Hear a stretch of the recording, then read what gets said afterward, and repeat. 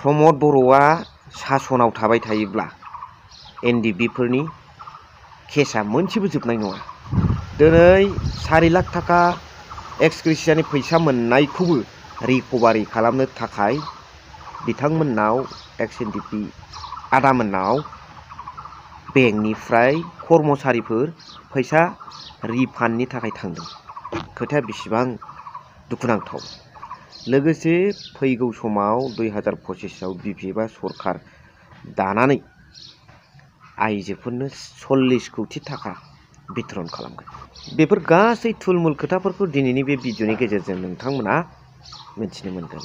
स' hello' everyone, once again welcome back to the channel. दिनैनि गोदान भिडिअ नोंथां बयखौबो गोसो गोथारै बरायदों। लोगोसे आसा खालामो इसोरनि नोंथां बयबो मोजां दं। स' जोंहा सावरायनांगौ खोथाया जाहैबाय BPF पार्टिआ PPF political party is going to distribute 40 crore amount to the women living in BTC area। दा बे खोथाया ओरैबादि जे BPF दोलोआ 2025आव BTC इलेक्सनाव देरहाखांनायनि उनावहाय आइजोफोरनो एक्सट्रा, इयुथ्सफोरनो एक्सट्रा, एसे एजेड जानायफोरनो एक्सट्रा बाजेट, बिनि गेजेरावनो आसनिनि अनगायैबो बोसोराव 40 कौटि थाखा वमेनफोरनि डेभेलपमेन्टनि थाखाय, आइजोफोरनि जौगानायनि थाखाय खरस खालामगोन, बाजेट बानायगोन। 40टा समस्तिनि 40 कौटि, मोनसे समस्तियाव 1 कौटि बोसोराव। दा बेसे मोजां नङा होमबा? बेसे मोजां। नाथाय प्रमद बर'आ दिनै नंखाय खोथा बुंनानै 5 बोसोरखौ बाबेन होबाय। आइजोफोरनो ना बिथाङा होदों, ना इयुथ्सफोरनो होदों, ना माबा मोनसे रायजोनि अनुस्थान लाबोदों। जागासिनो दंल' होनो, नाथाय लाबोनो हायाखै। दा मोनसे खोथाया जाहैबाय एक्स-एनडिबि आदामोनखौ लानानै प्रमद बर' सारा 5 बोसोर जाबाय एनडिबि आदामोननि केसखौ फोजोबनो नागिरनाया, नाथाय जादों, मावगासिनो दं, फैसा गारगासिनो दं होनो, नाथाय दिनैसिमबो गैया, केसआनो जोबाखै।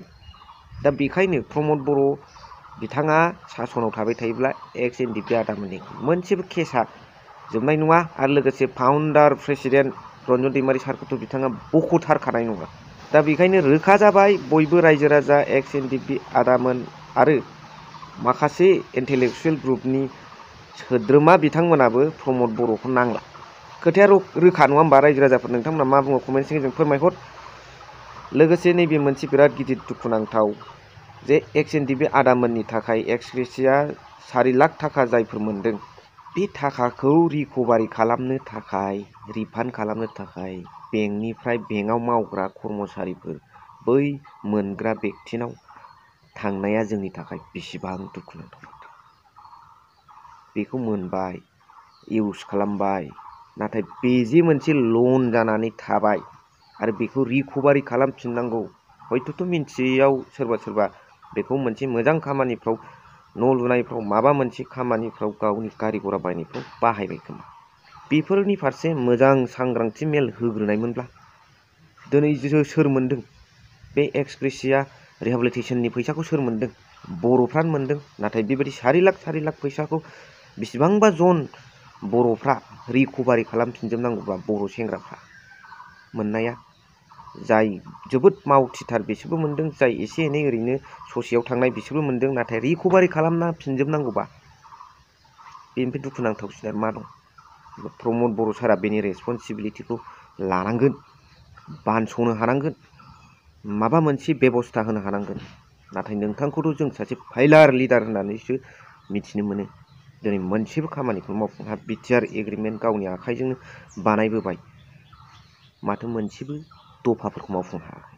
स' मा सानो रायजो राजाफ्रा कमेन्ट्सनि गेजेरजों जरुर फोरमायहर। बेजों लोगोसे बिपिएफनि सासे स्टार केम्पेनार बिथां आदाया रग' मा बुंदों बेखौ खोनासंलांबावबानो जाबाय आरो जोबनायाव कमेन्ट्स हरबानो जाबाय।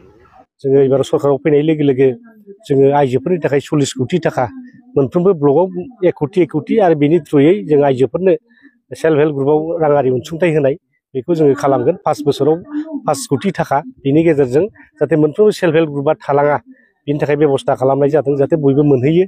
प्रमद बर' बादि 75,000 होगोन होननानै रावनोबो होनो हायै जाहाथे जाया, जों थगाया रायजो राजाफोरखौ।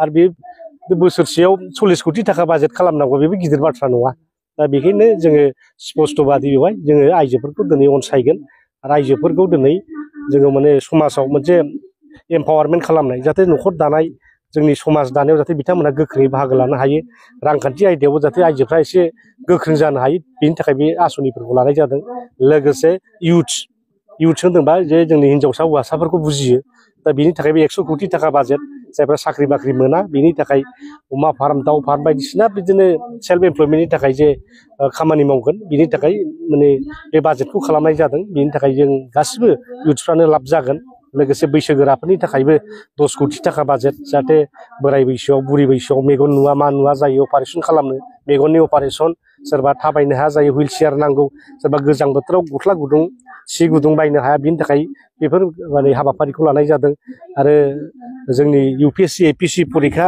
जायफ्रा पास जागोन बिनि थाखाय राङारि अनसुंथाइ होनाय दिनै डक्टर इन्जिनियार फरायनो जायफ्रा एन्ट्रेन्सआव पास जाबाय बिथांमोननोबो राङारि अनसुंथाइ होनाय जों प्रमद बादि माने 50 जननिल' होआखै बेवहाय BTC आव जेसेबांनाखि जोंनि सेंग्रा सिख्लाफ्रा माने एन्ट्रेन्सआव पास जागोन बिसोरनो मोनजोबगोन जोङो खालि 50 जनखौल' नाया 1000 जन पास जायोबा 1000 जना मोनजोबगोन जुदि 1 लाख जोंनि साथ्र साथ्रिफ्रा पास जायोबा 1 लाखआनो मोनजोबगोन दा बे मोनफा मोनफा बिथांखि आरो लोगोसे सरकारि साख्रि मोननो थाखाय माने कचिं नङाबा हानो नागिरा UPSC APC फोरखौ दा बिदिनो मोनफ्रोमबो जिल्लायाव मोनफा मोनफा कचिं सेन्टार खालि UPSC APC नि थाखायल' नङा दा बेवहाय railway recruitment staff selection commission बिदिनो एग्रि परिखा जाबाय थादों दा गोबां डिपार्टमेन्टआव गोबां परिखा जाबाय थायो दा बेफोर आनजादफोरखौ उथ्रिनो थाखाय बे कचिंफोरखौ होनाय जादों दा बेफोरखौ लानानैनो बे सांग्रांथियारि मेल बेखौ जोङो वमेननि खालामदों इउथ BSU वमेन दा बेफोर खालामलांगासिनो दङ आरो दिनै बे स्पेसियेलि वमेनफोरखौ खालामग्रोनाय जादों आरो वमेनफोरखौ एम्पावार्ड बोरै खालामनो हायो बेनो जोंनि उद्देश्य जेबो खहा गोलैया माने मोनसे